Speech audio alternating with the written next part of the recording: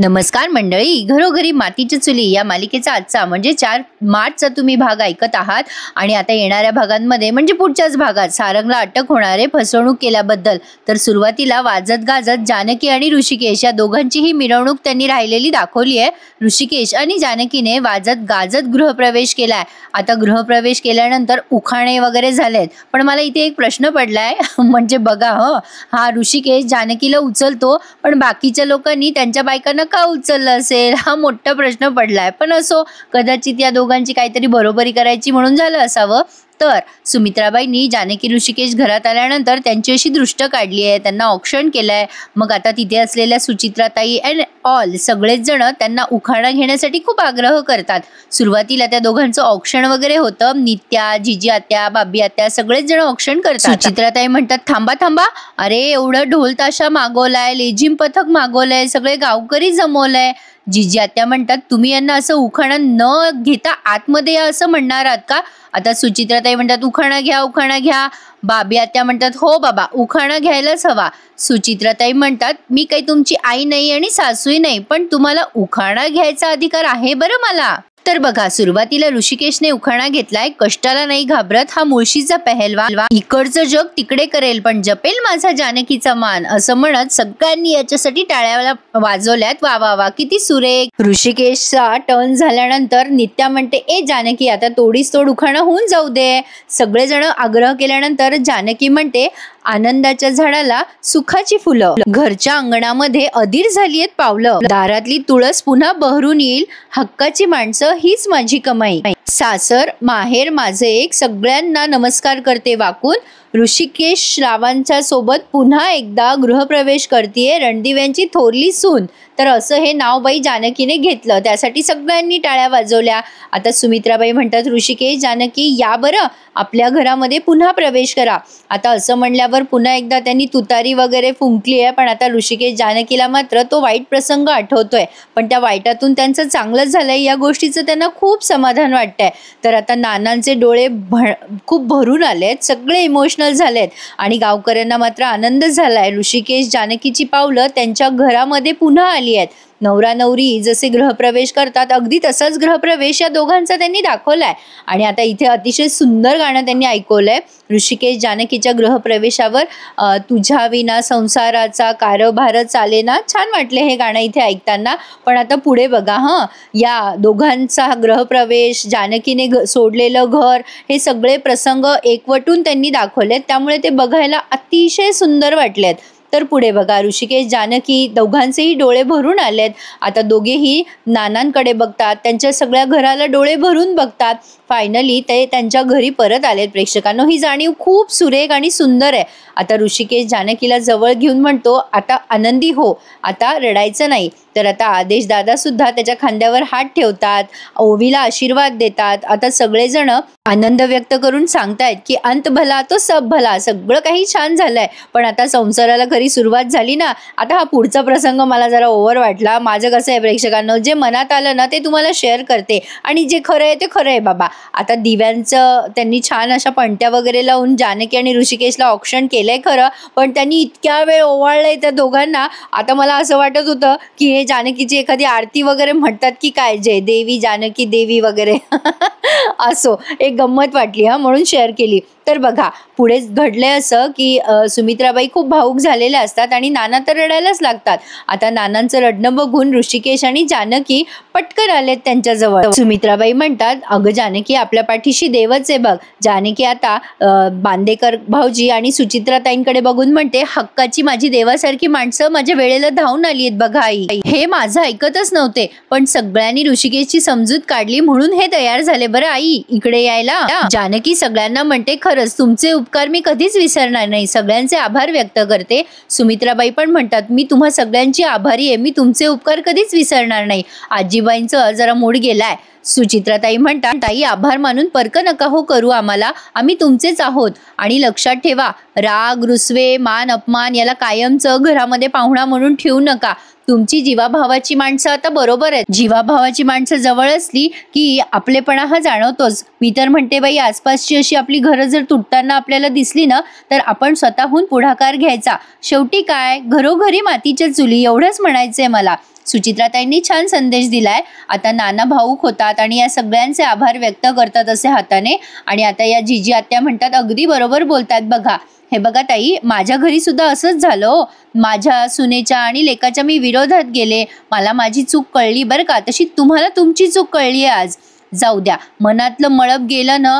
अहो, चांगुलपणाच्या मातीचा सुगंध कायम दरवळत राहतो. बाबी आत्या म्हणतात जानकी, आयुष्यात सगळ्या गोष्टी पटकन मिळत नाही ग. दुःख जरी आलं तरी त्याच्या पाठोपाठ सुख येतच. सगळेजण यांना सल्ले देतात. आता नित्या म्हणते आणि सुखाला गालबोट लावणारी काही माणसंही असतात. जशा आमच्या शालिनी वहिनी होत्या आणि आता तुमच्या जाऊबाई आहेत तुमच्या घरामध्ये. मग आता आजी चिडतात बरं का आणि म्हणतात काय बोललीस ग माझ्या गुंडीला. त्या नित्यावर ओरडतात बरं का आता.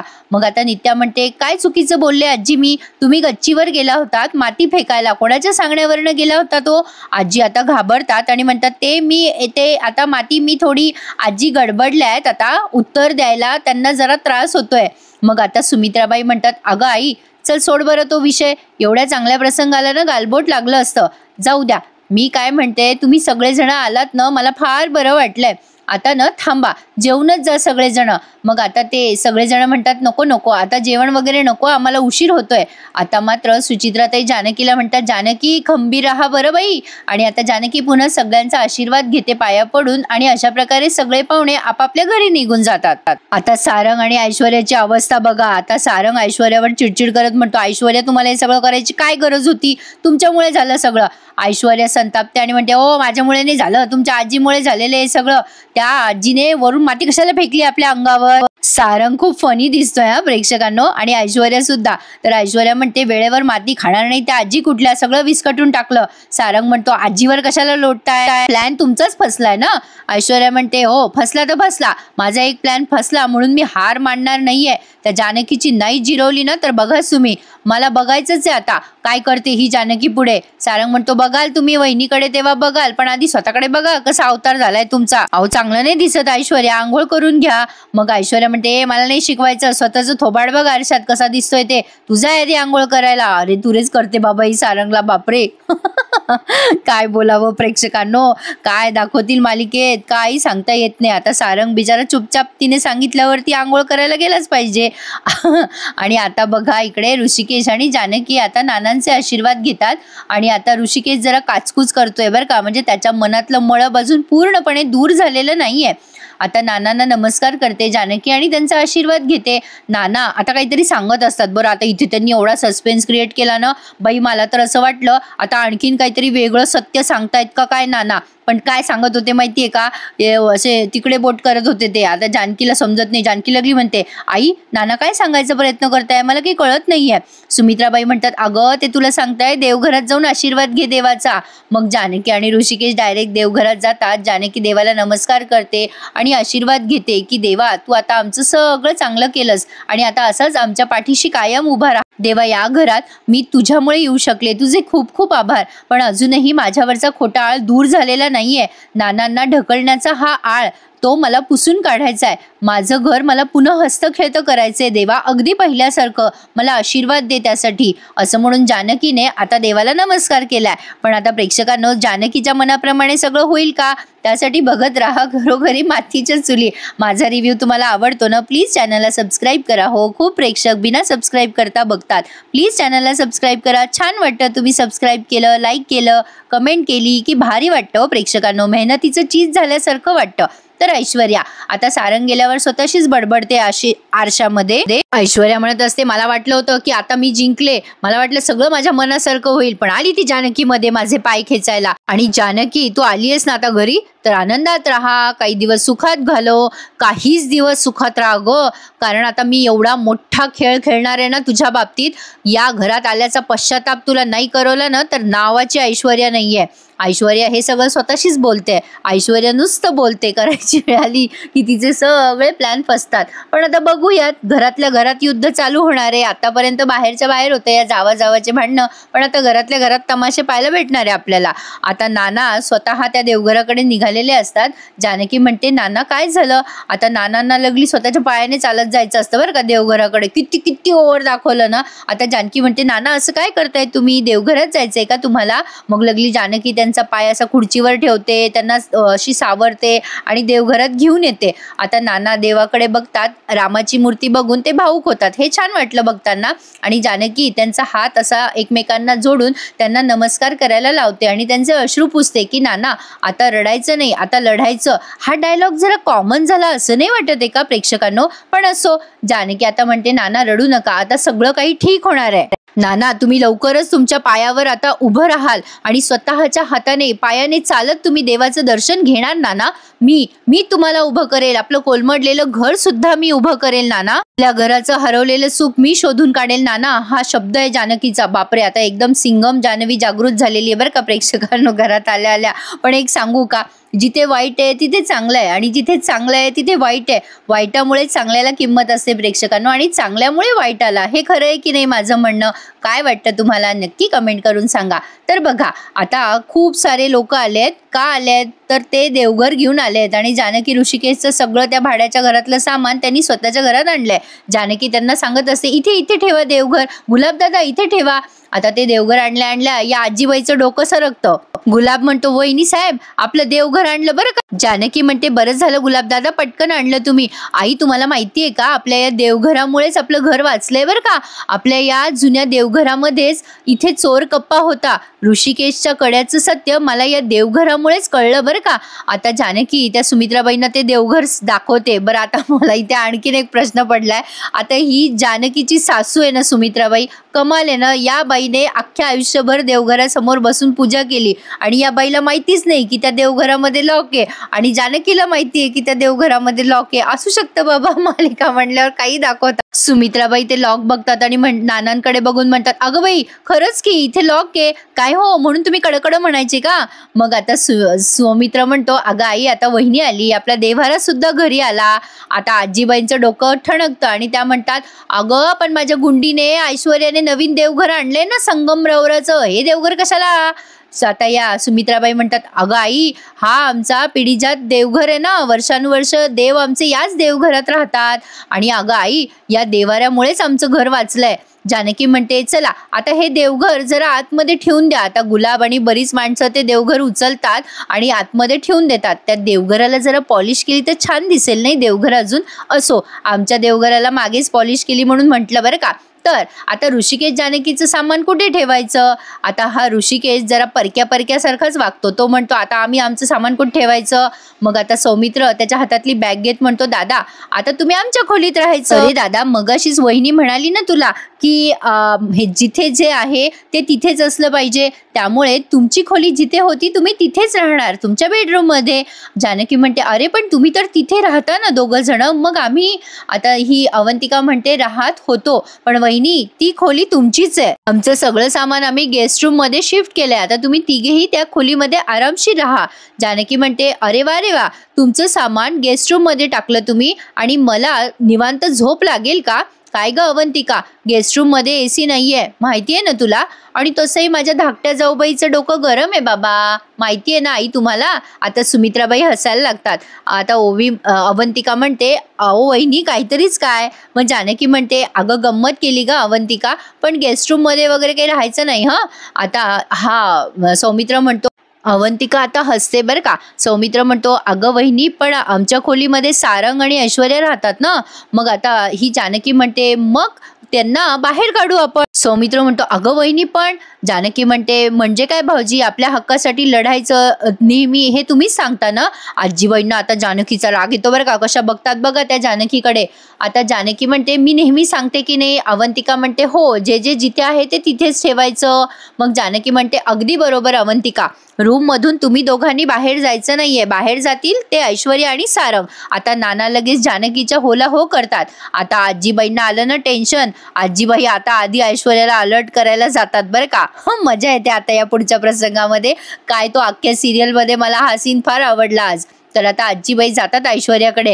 ऐश्वर्या तिथे आजी गेल्या आजींवर खूप ओरडते. आता कशाला आल्या आजी तुम्ही इथे, तुम्हाला काय सांगितलं होतं मी, माती फेकायला सांगितली होती ना जानकीवर, आमच्यावर फेकली तुम्ही माती. अहो हेच करायचं होतं तुम्हाला, तर कशाला गच्चीवर गेल्या तुम्ही, डायरेक्ट फेकायची असते ना सगळ्यांसमोर तोंडावर आमच्या माती. आजी म्हणतात अगं तोंडावरच फेकली ना बाई माती. आता ऐश्वर्या म्हणते काय बोलल्यात. आता ऐश्वर्या म्हणते मला ना तुमचं ऐकायचंच नाही काही आजी, तुम्ही जा. जा इथून आमच्या खोलीतून. आजीबाई म्हणतात आमची खोली नाही, नाही ऐश्वर्या, आता तुझी खोली नाही राहिली ही. आता ही खोली तुला अवंतिकाला आणि सौमित्राला परत द्यावी लागणार आहे, सोडावी लागणार आहे तुम्हाला खोली. ऐश्वर्या म्हणते चल हट, मी नाही देणार कोणाला माझी ही खोली. हो सारंग, काय ऐकताय तुम्ही हे सगळं, गपचूप बसले तुम्ही. सारंग म्हणतो ऐश्वर्या चिडू नका, पण आपण आपली सामानाची बांधाबांध करू. हे बघा आपण इतके दिवस आपल्या खूप म्हणजे टेन्शनमध्ये आहोतो आणि आपले सध्या म्हणजे ग्रह पण फिरलेत. आपण काय करू, आपलं सामान बांधाबांध करू आणि राहू दुसरीकडे, दुसऱ्या खोलीत. ऐश्वर्या म्हणते ओ मी कोणाचं ऐकत नसते. ऐश्वर्या कोणाचं ऐकत नसते. या खोलीतून मीच काय, माझी सावली पण बाहेर जाणार नाहीये. बघतेच मी आता माझ्या खोलीतून मला कोण बाहेर काढतं ते. सारंग म्हणत असतो अहो ऐका माझा ऐश्वर्या, हट्टीपणा करू नका. ऐश्वर्या कसंच ऐकते. आता तेवढ्यात आली जानकी. जानकी म्हणते ऐश्वर्या दार उघड. आता आजी म्हणतात आली आली जानकी आली. ऐश्वर्या म्हणते हो सारंग दार नाही उघडायचं. आता सारंग म्हणतो अहो ऐश्वर्या जरा शांत राहा तुम्ही. सारंग कशाचं ऐकतो ऐश्वर्याचं. आता त्याने ते दरवाजा उघडलाय जानकीला. जानकी दरवाजा उघडल्या आतमध्ये येते बरं का. आणि आता ऐश्वर्याचा ड्रामा बघा कसा चालू होतो पुढे. ऐश्वर्या ओरडत असते सारंगवर दरवाजा उघडू नका म्हणून, पण आता आली जानकी हिच्या बेडरूम मध्ये. मग सौमित्र म्हणतो बाप रे, सगळेच्या सगळे इथेच जमलेत या खोलीमध्ये, काहीतरी भारी गॉसिप चालू आहे वाटतं. अवंतिका म्हणते अरे सौमी, या खोलीमध्ये फक्त गॉसिपच नाही, या खोलीमध्ये बऱ्याच गोष्टींची प्लॅनिंग होत असते. सौमित्र म्हणतो हां बरोबर आहे, आजीकडनं कळलंच असेल सारंग, पण आता जानकी वहिनीकडूनच ऐक की थेट आता. मग आता जानकी वहिनी म्हणते हे बघ ऐश्वर्या आणि सारंग भाऊजी, तुम्ही आता या दोघांच्या खोलीत राहा आणि तुमचं सामान आता पुढे काही जानकी बोलणार तेवढ्यात ऐश्वर्या नाटक करते कंबर दुखायचं आणि मोठ्याने ओरडते आई ग माझी कंबर, माझी पाठ, सारंग अहो धरा मला. आता सारंग लगेच तिला धरायला जातो बरं का. आणि आता सारंग म्हणतो बापरे बापरे ऐश्वर्या काय झालं तुम्हाला. ऐश्वर्या अहो बसा बसा लागली. सारंग तिचा पाय धरतो, वर ठेवतो, इतकी नाटकं करते ऐश्वर्या. अरे बाप रे बाप. आता जानकीला तेव्हाच कळतं ही नाटकं करतीये. सौमित्र आणि अवंतिका दोघेही हसायला लागतात. आता अवंतिका जानकीकडे बघून हसते. जानकी म्हणते होऊ दे तिचा तमाशा होऊ दे सगळा. आता आजी लागली तिचा खांदा धरतात आणि म्हणतात अगं बाई माझी गुंडी काय झालं.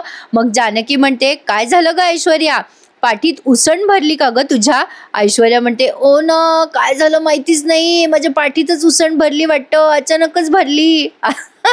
आता जानकी हसते आणि म्हणते अगं असं कसं ग सगळं अचानकच होतं तुझ्या बाबतीमध्ये. आजीबाई लगेच ऐश्वर्याची झाल ओढत म्हणतात ए जानकी तुला काय माहिती ग, 2 दिवसापासून तिची पाठ दुखतीये, तू आजच आली, आत्ता आलीस ना, त्यामुळे तुला काही माहिती नाहीये. काय रे सारंग बरोबर बोलते ना मी. सारंग काय लगेच होला हो करायला लागतो. ऐश्वर्या अशी विवळते आई गो माझी पाठ आई गो. आता ही अवंतिका हळूच सौमित्राच्या कानात बोलते ए सौमी, हिच्या पाठीत 2 धपाटे घातले ना तर आत्ता हिची पाठ नीट होईल.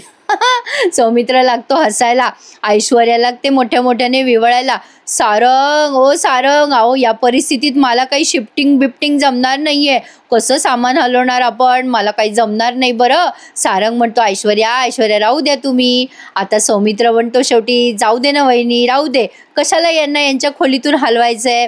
मग जानकी म्हणते बरोबर आहे तुमचं सौमित्र भाऊजी, राहू देत यांना या खोलीमध्ये, पण फक्त 2च दिवस बरं का. हो ऐश्वर्या तू फक्त 2च दिवस या खोलीत राहणार आहेस, त्यानंतर तुला या खोलीतून शिफ्ट व्हायचंय बरं का. अहो सारंग भाऊजी पाठ दुखते ऐश्वर्याची, तिला स्ट्रॉंग औषध द्या. सारंग म्हणतो कशासाठी. जानकी म्हणते कशासाठी काय विचारताय भाऊजी, अहो बऱ्याच गोष्टी बाकी आहेत अजून, ऐश्वर्याला खूप काही करायचंय. आता जानकी आता तिच्या जवळ जाते आणि तिच्या असं हाताला हात लावून म्हणते अगो ऐश्वर्या खूप हिशोब सुक्ते करायचेत आपल्याला, म्हणूनच म्हणलं स्ट्रॉंग औषध घे आणि आता आराम कर बरं का, खूप हिशोब चुकते करायचेत आपल्याला. जानकी आता तिच्या डोळ्यात डोळे घालते आणि आता तिच्या अंगावर चादर टाकून तिथून निघून जाते. सारंगला कळलंय आता की इथून पुढे आपलं काही खरं नाहीये, पण ऐश्वर्या कशाची ऐकते. ऐश्वर्या बदमाश आहे. असो आपण या मालिकेतल्या पात्रांबद्दल छान गमतीशीर चर्चा करतो बरं का. तर पुढे बघा काय झालंय प्रेक्षकांनो. कसं आहे ना, मी तुम्हाला डिटेलमध्ये रिव्ह्यू सांगते, अगदी खूप जास्ती स्लो न सांगता मी पटपट सांगत असते. तर बघा आता हा ऋषिकेश त्याचं सामान त्या कपाटात ठेवत असतो, पण त्याला त्याचं सामान त्याने काढलं कसं, त्या वाईट गोष्टी जास्ती आठवतात. ओवी तिच्या वडिलांना म्हणते, थँक्यू बाबा, आज तुमच्यामुळे मला माझी स्पेस मिळाली आहे. आपल्या त्या घरामध्ये माझं सामान ठेवायला जागाच नव्हती, कुठेतरी ट्रंकमध्ये ठेवायचे मी, पण आता किती जागा आहे बघा ना, थँक्यू. आता ऋषिकेश तिला जवळ घेतो. तेवढ्यात जानकी येते आणि म्हणते, अगं बाई, खोली तुम्ही चक्क आवरलीत, काय छान आवरून ठेवली आहेत खोली. आता ही ओवी म्हणते, अगं आई, तुला खूप काम करावं लागतं ना, मग आम्ही विचार केला की आम्हीच खोली आवरून ठेवावं, तेवढंच तुला जरा काम हलकं होईल ना. जानकी म्हणते, अगं बाई, माझं लेकरू फारच कामाचं झालंय. मग आता ती जानकी म्हणते, बेटा तुला नाना आजोबांनी बोलवलंय, खाली जा. जानकी मा हुशार आहे प्रेक्षकांनो. त्या भाड्याच्या घरामध्ये शेजारच्या काकू बोलवायच्या ओवीला, आता इथे नाना आजोबा आजी पुष्कळ लोक आहेत बोलवायला. तेवढंच आपल्या या दोघांना प्रायव्हेट वेळ मिळतो ना ओवी खाली गेल्यावर. एक गंमत केली बरं का. तर बघा आता जानकी म्हणते, काय झालं ऋषिकेश, तुमचा मूड ऑफ आहे. मग आता ऋषिकेश म्हणतो, अगं काही नाही ग जानकी, कसं असतं ना, काही आठवणी आपल्या डोक्यामध्ये एवढ्या पक्क्या घर करतात ना की जातच नाहीत बघ डोक्यातनं. हेच बघ ना, माझ्या आयुष्यातल्या 35 वर्षात मी इथेच होतो, पण आज इथे परत आलोय तर मला असं वाटतंय मी दुसऱ्याच कुठल्या तरी घरात आलोय. अगं नवीन असं काहीच वाटत नाहीये ग, किंवा काही छान झालंय मला असंही वाटत नाहीये. जानकी म्हणते, मी सांगू का तुम्हाला काय झालंय ऋषिकेश. ऋषिकेश म्हणतो, जाऊ दे, मला या विषयावर डिस्कस करायचं नाहीये. जानकी म्हणते, थांबा ना ऋषिकेश, सांगू द्या ना मला, बोलू द्या ना. ऋषिकेश म्हणतो, बरं बाई सांग. मग जानकी त्याला उदाहरण देते, मला सांगा, आपल्या मोबाईलमध्ये आपली जी मेमरी असते ती फुल झाल्यावर आपण काय करतो. ऋषिकेश म्हणतो, म्हणजे मला नाही कळलं, काय म्हणतेस तू, काय करतो आपण. जानकी म्हणते, खरंच तुम्हाला माहिती नाहीये का, तुम्हाला मला सांगायचं नाहीये ऋषिकेश, सांगा ना. ऋषिकेश म्हणतो, अगं काय करतो म्हणजे बघ, मेमरी फुल झाल्यावर आपण नको असलेल्या गोष्टी डिलीट करतो. जानकी म्हणते, बरोबर, आपण फोटोज व्हिडिओज सगळं काही डिलीट करतो की नाही, नको असलेल्या आठवणी डिलीट करतो आणि चांगल्या असलेल्या आठवणी स्टोरेज करून ठेवतो ना. अहो तसंच करायचं की आपल्या आयुष्यामध्ये आपल्या चांगल्या चांगल्या गोष्टी आपल्या आयुष्यात ठेवायच्या आणि वाईट वाईट गोष्टी काढून टाकायच्या. मग आता ऋषिकेश स्माईल करतो. जानकी म्हणते, पटलं ना तुम्हाला, बसा बसा, इथे बसा हो जरा वेळ. आता ती ऋषिकेशला तिथे पलंगावर बसवते आणि त्याचा हात हातात घेते आणि त्याचे लाड करू लागते. आणि हा भाग त्यांनी संपवला इथे. आता पुढच्या भागामध्ये तुम्हाला दिसणार आहे, पोलीस आलेत आणि सारंगला अटक करताय असं. तेव्हा जानकी ऋषिकेशला म्हणते, अहो तुमच्या भावाला अटक करतायत, ते थांबवा ना त्यांना. पण आता ऋषिकेश म्हणतो, त्याने बरेच गुन्हे केलेत, घरात सुद्धा आणि घराच्या बाहेर सुद्धा. मी नाही थांबवणार पोलिसांना, घेऊन जाऊ दे त्यांना. पोलीस म्हणतात, तुम्हाला एकाला सोबत यावं लागेल. आता आजीबाई म्हणतात, ऐश्वर्या येईल ना, ऐश्वर्या गायब आहे बरं का इथून, आता ऐश्वर्या कुठेच दिसणार नाही तुम्हाला. आता ही जानकी म्हणते, ऋषिकेश जातील ना. ऋषिकेश म्हणतो, मी नाही जाणार, त्याने आपलं किती वाईट करायचा प्रयत्न केला आणि मी त्याच्यासाठी जाऊ, मी नाही जाणार, मला नाही जमणार ते जानकी. मग जानकी पुढाकार घेते आणि म्हणते, मी जाईल, मी माझ्या घरच्यांसाठी काहीही करू शकते. जानकीला ऋषिकेशचा राग आलाय. आता ती म्हणते, माझ्यासोबत कोणी येऊ न येऊ, पण मी माझ्या घरच्यांसाठी एकटी आणि खंबीरपणे उभी राहील. आता सुमित्राबाईंना खूप छान वाटतं जानकी बद्दल. जानकी आता एकदम फॉर्म मध्ये आली आहे, एकदम सिंगम सारखी. तर आता बघूया जानकी तिच्या घरासाठी काय काय करते. त्यासाठी बघत राहा घरोघरी मातीच्या चुली. आजचा भाग छान वाटला की नाही, मग आठवणीने चॅनलला सबस्क्राईब करायला विसरू नका हो प्रेक्षकांनो. भेटूयात उद्या याच वेळेत, तोपर्यंत धन्यवाद.